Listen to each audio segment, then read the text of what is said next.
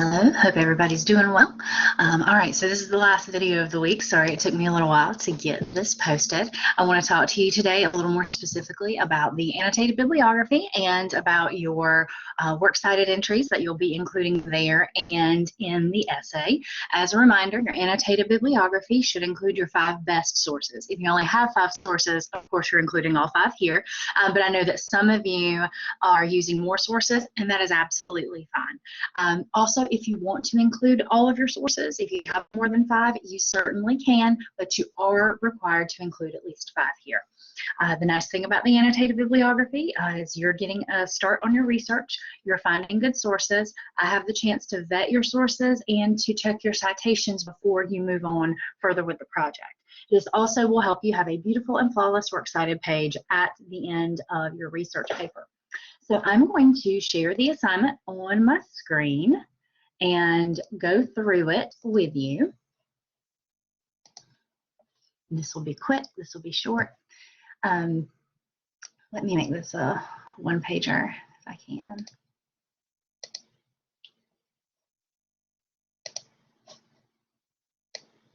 I always forget how hard it is to see these on the screen. There we go. Okay, so I'm going to move down here to actually I'm going to start with the sample that I put here. This sample only has 2 sources, okay? You will have at least 5. You will have a title that says annotated bibliography for, and then your argument. So this first one is an article from a journal that was found through a library database. So you see, I have the author's last name and then first name. I have the title of the article in quotation marks and in title case. We don't italicize article titles. You do italicize the name of the journal.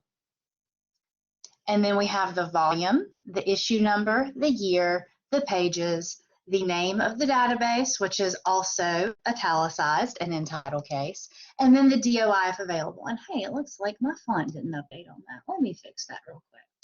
If you need to fix something quickly with your font, in theory, you can just highlight and get your little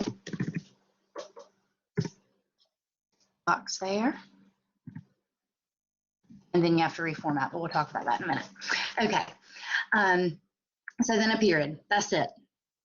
And that's the order, so if anything is missing, you would just go on to the next piece. If you are working with a journal that doesn't have issue numbers, which is unusual, but it does happen, you would delete that part.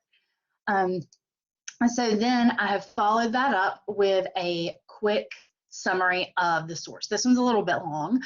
2 to 3 sentences is plenty. You need to briefly summarize what the source says and how you're using it in your assignment. Super quick. You do not have to write huge paragraphs for this, okay? The idea is for me to kind of see what's going on and if we need to make any changes. All right, so beneath that, I have an article direct from a journal that's not online. You're probably not going to run into that. You see, this is an older article. This one's from 2006, and everybody didn't have all their stuff online yet. So here, oh, this is incorrect. See, y'all are helping me proofread. So here, I have a quoted material inside a quote. You see how young scholars would have been in quotation marks in the original. When that happens, you use apostrophes around the content, and you need to remember to still close your quotation marks. So around the title or around the full quote. We'll talk about indirect citations and quotes within quotes a little bit more in class on Monday. For those of you in my LN3 class, I'll have a video about that for you next week as well.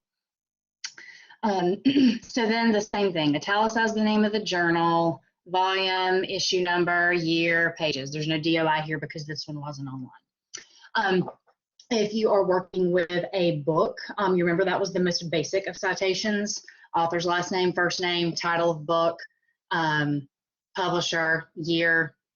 If you're working with a specific chapter from a book that's written by multiple authors, you would cite that chapter and then the book afterwards in the citation. So remember that your works cited entry is based on what comes first your in-text citation is based on what comes first in your works cited entry. Typically, that will be the author's last name. But if you're working with an article that does not have authors listed, it will be a shortened version of the title. Whatever is in your in-text citation is what your reader is going to look for as they run down this works cited or this annotated bibliography. So formatting things. First of all, your annotated bibliography should be alphabetized by whatever comes first, typically the author's last name. If there's no author, the title. You use a hanging indent. I know we've talked about this before, but as a little bit of a review, let me turn these guys back on real quick. As a reminder, you can always view characters to see where you've hit enter, where you have tabbed, where you've put in spaces, because we know that often our document looks blank when we have actually put these things in there. So if you come in and you just try to hit tab to do a hanging indent, it moves the whole block of text. It treats all of that text as one unit. So what you can do if you're lazy like me and you want to do your hanging indents as quickly as possible, once you've gotten your stuff all put together, you can just put your cursor where you want to indent, hit enter, and then hit tab, enter. And once Word sees you do it a couple times, they're going to figure out that you're not just trying to hit enter, that you're trying to actually do a hanging indent, and they'll start to format it for you. The reason we do this is that it makes it super easy to go down this page. The same is true for your works cited page, and see where the sources start, where the new sources start. So double space throughout, MLA format, alphabetize your sources, hanging indent. So let's jump back up, and I'll get rid of these because it makes it easier to read. Here's your rubric. Double spaced, hanging indent, alphabetized, title correctly, document set up for MLA is 30 whole points. Proper sources, are they varied? Are they scholarly? Are they credible? Are there at least 5 of them? 30 points. Are your sources correctly cited? 30 points. Annotations, is there enough information? Are they grammatically correct? 10 points. So pretty straightforward there. This is what you need to work on. Please remember that I've extended the deadline to Monday to give you all the weekend if you need it, but you are, of course, as always, more than welcome to turn them in early. So I will stop there because I know this has already gotten longer than I wanted it to. It's what always happens with your long-winded teacher. So I hope everything's going well. If you need help or have questions, please be in touch. And I look forward to talking with you in the weeks to come. You all have a great rest of your week and a good weekend.